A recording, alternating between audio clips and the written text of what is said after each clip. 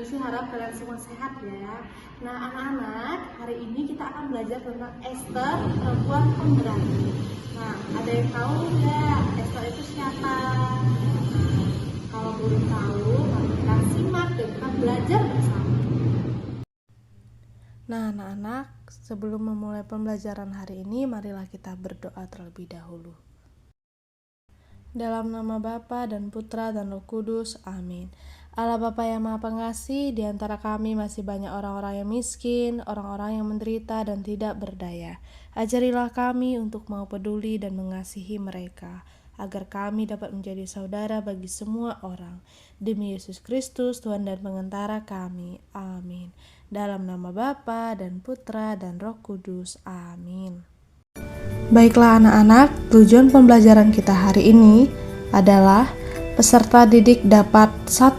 Mengenal tokoh perjanjian lama yaitu Ester sebagai perempuan pemberani.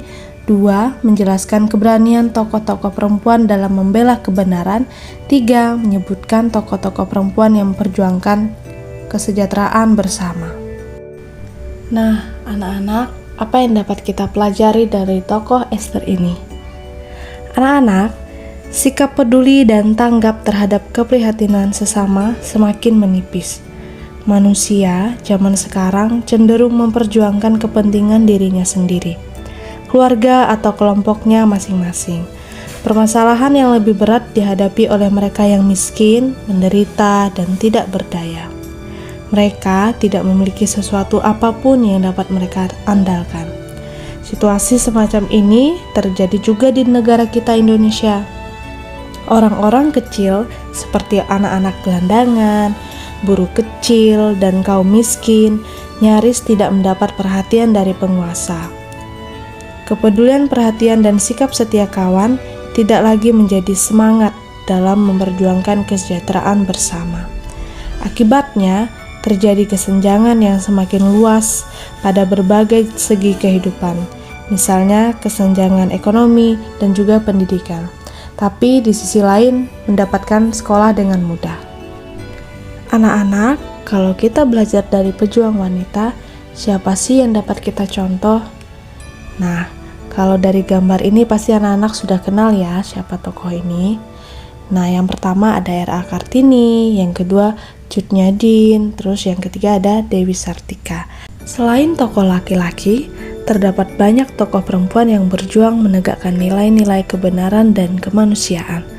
Tokoh-tokoh perempuan tersebut memberikan teladan kepada kita, misalnya nilai kepemimpinan dan perjuangan terhadap kesejahteraan rakyat, nilai keberanian dan perjuangan melawan ketidakadilan, nilai perjuangan kemanusiaan, nilai pelayanan dan cinta kasih, nilai perjuangan juga untuk mendapat perlakuan serta hak yang sama, nilai solidaritas dan kesetiakawanan sosial.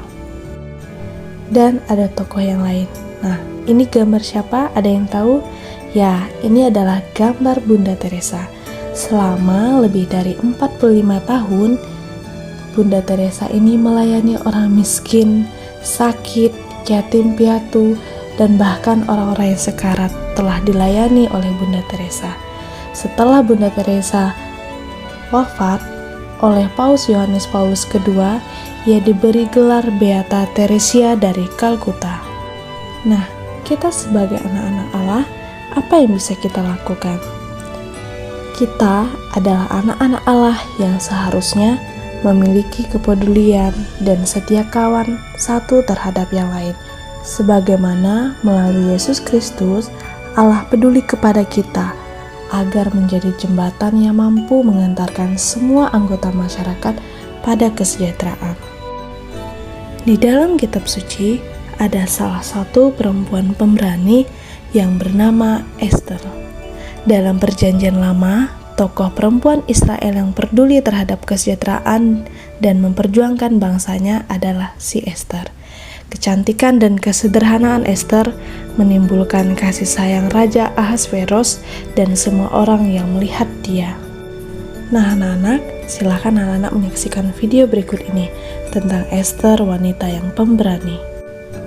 Nah, kita sudah melihat bersama bagaimana video Ester. Ester adalah tokoh perempuan pemberani. kecantikan, dan kesederhanaan Ester menimbulkan rasa sayang Raja Ahasveros dan semua orang yang melihat dia.